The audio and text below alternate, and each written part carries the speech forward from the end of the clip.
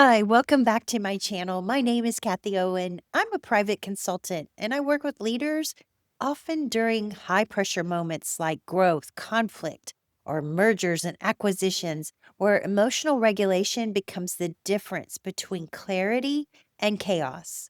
In my last video, which I'll link in the show notes and description below, I talked about micromanagement as an emotional regulation issue. Today, I want to talk about how leaders actually regulate themselves. Yes, actual real solution here today. And the three principles I use with every leader I work with, myself included. These are not techniques, they're principles I live by, and they're foundational to emotional regulation in leadership, work, and relationships. Emotional regulation isn't about being calm. It's about having the capacity to stay present in your body without needing to flee, defend, or collapse, especially under responsibility. Micromanagement happens when that capacity breaks down. So the question becomes, what restores it? Every leader I work with operates through three principles: non attachment, radical responsibility, and courage. Together, they create emotional regulation. Non attachment doesn't mean you don't care, it means you're not emotionally hijacked by outcomes. Micromanagement is attachment to how something should be. Remember, should is a dirty word. How fast it should happen, how others should perform. When leaders are attached, they over control.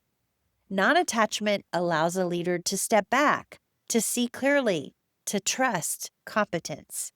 This is where delegation becomes possible. Radical responsibility is not blame, it's ownership. Micromanagement often shows up when leaders externalize anxiety. They say, they're not doing it right. I can't trust anyone. If this fails, it's on them. Radical responsibility sounds like if I feel the need to control everything, that's information about my nervous system. That shift alone restores regulation. Courage is the most overlooked leadership skill.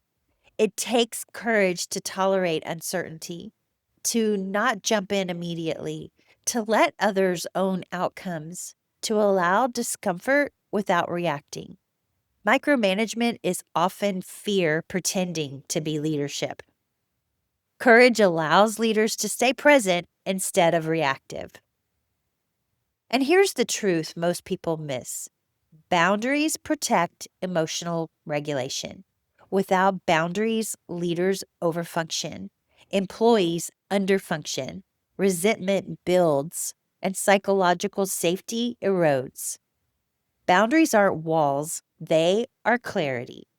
When boundaries are clear, roles are respected, authority is clean, and regulation stabilizes. I want to state this super clearly. This applies in workplaces and families. When boundaries are set, emotional escalation often stops, not because people change, but because the system does. In the accounting firm I mentioned in last video, which I will link in the show notes and description below, the issue was not competence. It was attachment, lack of boundaries, and nervous system overload. Once the leader practiced non-attachment to how tasks were executed, radical responsibility for her internal urgency, and courage to step back, meetings shortened, control loosened, trust rebuilt. Only then did structural solutions like an operations lead actually work.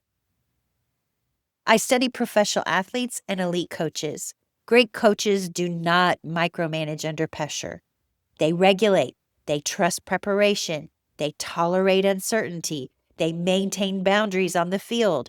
A dysregulated coach creates confusion. A regulated coach creates clarity. Leadership operates the same way. In my private consulting work, especially during mergers and acquisitions, I help leaders regulate their nervous system under pressure.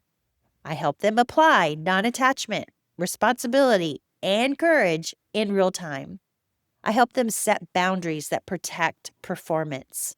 And I help them lead without over controlling, because the nervous system at the top sets the tone for the entire organization.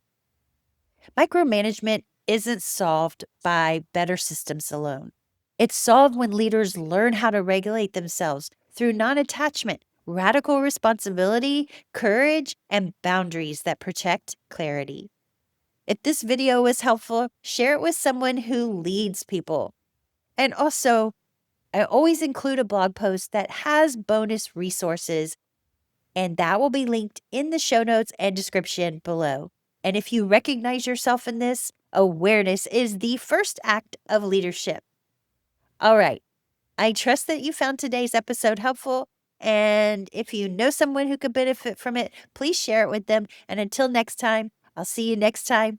Thanks for being here.